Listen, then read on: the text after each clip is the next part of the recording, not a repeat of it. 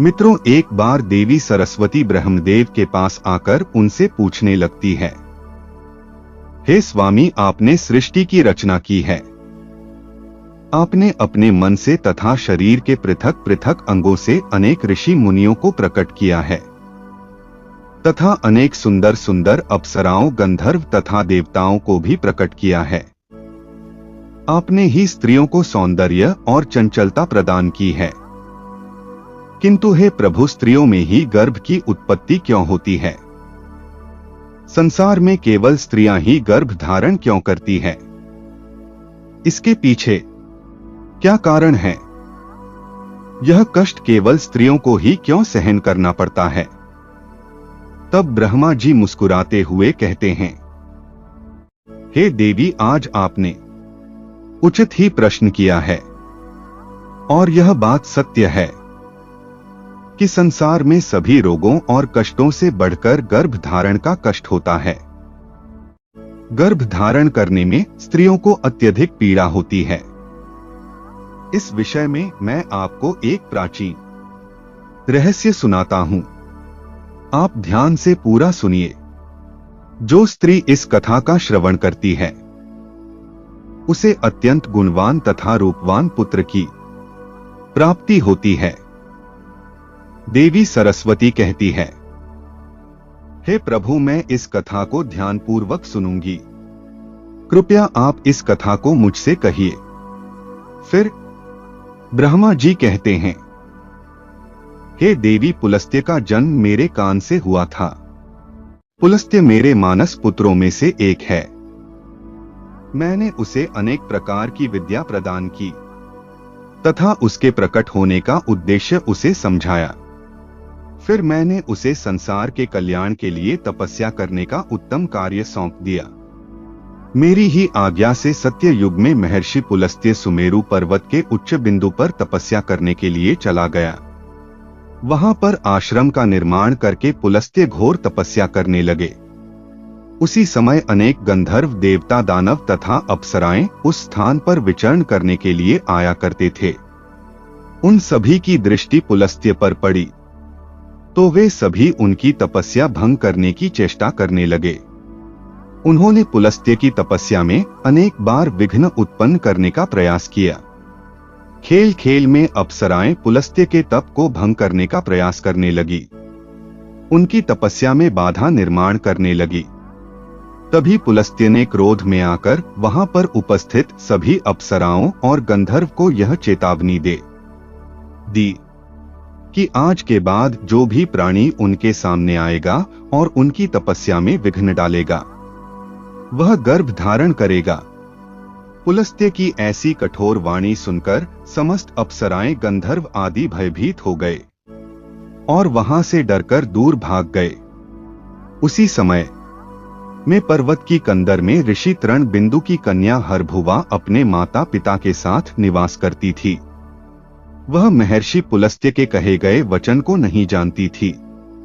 फिर एक दिन वह अपनी सहेलियों को खोजते हुए सुमेरु पर्वत के उस स्थान पर चली गई जहां पर ऋषि पुलस्त्य तपस्या कर रहे होते हैं। तृण बिंदु की कन्या अपने सहेलियों को पुकारते हुए महर्षि पुलस्त्य के आश्रम पर पहुंच गई। जब हरभुआ महर्षि पुलस्त्य के सामने आकर खड़ी हो गई तो उनकी दृष्टि उस स्त्री पर पड़ी। महर्षि पुलस्त्य की दृष्टि पड़ते ही पुलस्त्य के श्राप का प्रभाव उस पर पड़ने लगा। तत्काल ही उसका शरीर पीला पड़ने लगा और वह उसी क्षण गर्भवती हो गई। अचानक स्वयं के शरीर में इस प्रकार का विचित्र बदलाव देखकर हरभुआ अत्यंत घबरा गई। उतने में ही उसकी सखियां उस स्थान पर आ गई तो हरभुआ ने उन्हें उस घटना के बारे में बता दिया। फिर हरभुआ की सहेलियां उसे लेकर उसके पिता के घर पर चली गई। वहां जाकर हरभुआ ने अपने पिता को सारा वृतांत सुना दिया। अपनी पुत्री की यह बात सुनकर महर्षि तृण बिंदु को बड़ा दुख हुआ। तब उन्होंने ध्यान लगाकर सब कुछ देख लिया तो उन्हें पता चला कि महर्षि पुलस्त्य द्वारा श्राप दिए जाने पर उनकी पुत्री गर्भवती हो गई है। इससे वे अत्यंत दुखी हो गए। और तुरंत ही अपनी कन्या को साथ में लेकर वे सुमेरु पर्वत पर चले गए। वहां पर उन्होंने महर्षि पुलस्त्य को देखकर उन्हें प्रणाम किया और क्षमा याचना करने लगे। ऋषि तृणबिंदु कहने लगे, हे महर्षि, आप तो साक्षात ब्रह्मा जी के मानस पुत्र हैं। सारे संसार में आपकी कीर्ति है। आप परम दयालु और परम कृपालु हैं। आज मेरी पुत्री के द्वारा अनजाने में ही अपराध हुआ है। वह आपके द्वारा कहे गए कथन से अनजान थी। आप ही के श्राप के कारण आज मेरी पुत्री गर्भवती हो गई है। यह संसार की पहली स्त्री है जो गर्भवती बनी है। इसीलिए हे मुनिवर, अब मेरी पुत्री से कौन विवाह करेगा? इसे तो कलंक लग जाएगा। इसीलिए मैं आपसे प्रार्थना करता हूं कि आप मेरी कन्या को पत्नी के स्वरूप में ग्रहण कीजिए। मेरी कन्या सर्वगुण संपन्न है। उसके मन में किंचित मात्र भी दोष नहीं है। वह अनजाने में ही आपके श्राप को ग्रहण किया है। यह सदैव ही आपकी सेवा में तत्पर रहेगी। इस प्रकार से ऋषि तृणबिंदु ने आदर पूर्वक महर्षि पुलस्त्य से विनती की। तृणबिंदु के आदर सत्कार और स्तुति से महामुनि पुलस्त्य अत्यंत प्रसन्न हुए और हरभुआ को दिए गए श्राप से उन्हें बड़ा दुख हुआ। फिर उन्होंने ऋषि तृणबिंदु को आश्वासन देते हुए कहा, हे मुनिवर, मैं आपकी स्तुति से अत्यंत प्रसन्न हूं। मेरे ही के कारण तुम्हारी कन्या गर्भवती हुई है। इसीलिए मैं तुम्हारी कन्या को पत्नी के रूप में ग्रहण करता हूं। इसीलिए तुम अब चिंता ना करो। इस प्रकार से महर्षि पुलस्त्य ने ऋषि तृणबिंदु की कन्या हरभुआ को पत्नी के रूप में स्वीकार किया।